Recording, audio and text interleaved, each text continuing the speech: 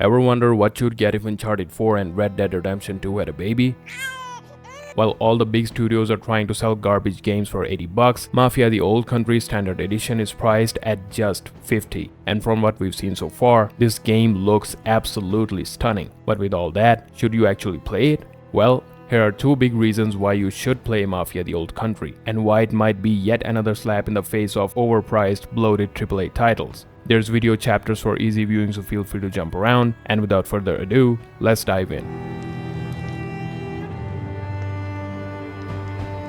Mafia the Old Country is actually set in the Old Country. Early 1900s Sicily is a really interesting setting for a Mafia game. The world looks authentic and straight up gorgeous. This game will not feature a massive open world, more on that in a bit, but the devs are clearly putting in some serious work to capture the era's vibe and tone. That's not surprising. If you had played any of the previous Mafia games, they really nailed the setting. Mafia 3 nailed the 60s vibe, and Mafia 2 did the same with the 40s. These games make you feel like you're living in that time. Now this time, we're going even further back. No highways, no neon lights, you're riding horses, driving old school cars on rough gravel roads, and we'll dive deeper into this. This time, they're shifting the focus from big urban cities to the countryside. And honestly, I'm all for it. If you're anything like me and love games with historical setting like Red Dead Redemption 2 or older Assassin's Creed, then this world is gonna pull you right in. This time around, we're going back to the origins of organized crime. You play as a fucking wop, mate. Enzo Favara is a young, charismatic, and ambitious guy. As a slave child, Enzo was forced to work in sulfur mines, and he's been through hell, willing to do whatever it takes to have a better life, even if that means joining the Mafia. All of the men in this room are bound by blood. Nothing is true, and everything is permitted. Now the thing is, story has always been the heart and soul of the Mafia games. And you know what makes a story good? The characters. This is where so many devs drop the ball. It's not about some mysterious box or a shiny artifact. You can have decades of world building and lore and still end up with a shitty story. You see, we're humans, and we connect with people, their struggles, their choices, and their flaws. And no, killing off a father figure is not a way to make me care for the main protagonist.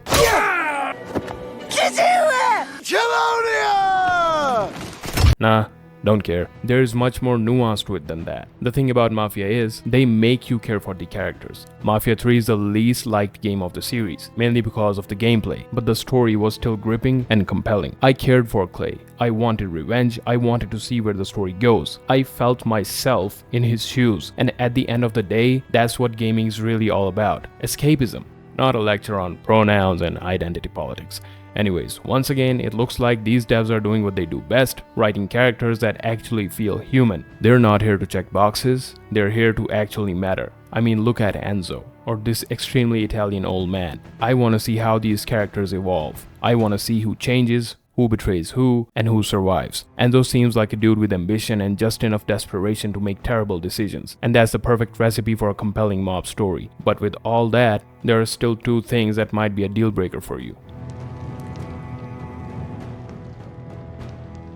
Mafia games have never really got the open world right. If you're expecting a Sicilian Grand Theft Auto with tons of side quests, mini-games, collectibles, and things to do, you're gonna be disappointed. Because in Mafia games, the world is mostly a backdrop to support the story. And while the story is excellent, the open world is kinda empty. There is nothing much to do, and honestly, that kinda sucks. Cause they nail the vibe and tone and make you wanna explore the world, but then give you nothing to explore. Mafia 2 had some side activities like you would grab a sandwich or stare at a cat hissing at you, but that's about it. All you do is this: drive to a mission, finish it, and drive to the next. Occasionally the cops will try to pull you over if you go above 40, but that's about as dynamic as it gets. For me personally, it's not really a deal breaker, because not every game has to be Grand Theft Auto. If the narrative holds up, I don't need busy work. I just want to play a good story. That said, it would still be great if they added just a little more to explore. Now with the $50 price tag, I'm not complaining. But just a few side missions or random events would make the world feel more alive. Cause this beautiful setting deserves more than being just a backdrop. One more thing that's never really been the strong suit of Mafia games is the gameplay. You get third-person shooting, some melee combat, some stealth, some driving, and that's about it. Now for the first time, they're building the game on Unreal Engine 5, and to no one's surprise, the game looks stunning. However, the gameplay we've seen so far looks a bit clunky.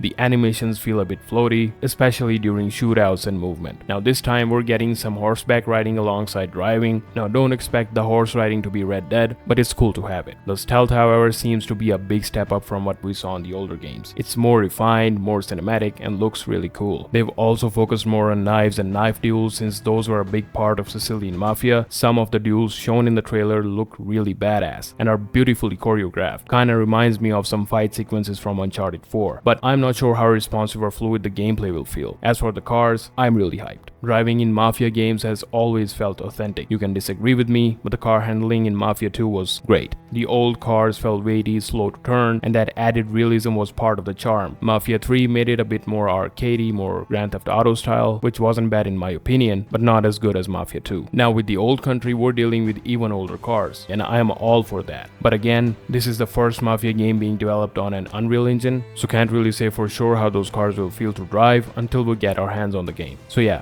gameplay might not be revolutionary, but if it's solid enough to support the story and the world, I'm happy.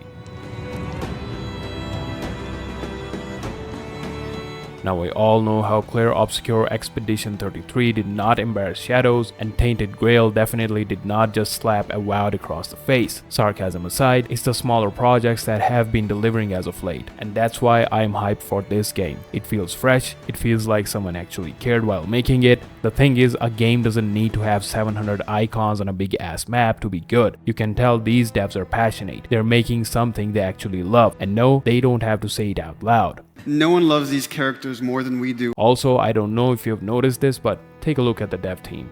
There's no sign of someone like, let's say, this or this.